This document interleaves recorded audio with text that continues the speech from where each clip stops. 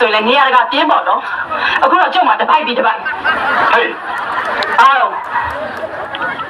ဒီမှာရှိတဲ့ကလေး၄ယောက်တော့ဝအောင်ကျွေးစမ်းပါအဲ့အတွက်ရှာစမ်းပါရှာနိုင်လို့ကတော့နောက်ထပ်၄ယောက်လည်းမွေးရဲ့အခုတော့ကျုံမှာနောက်တစ်ပိုက်တော့အကျော်ထားတဲ့ပိုက်ဟေးတို့မကြောနိုင်ဘူးအလည်းရှက်ဘူးလားကွာရှက်ပါဘူး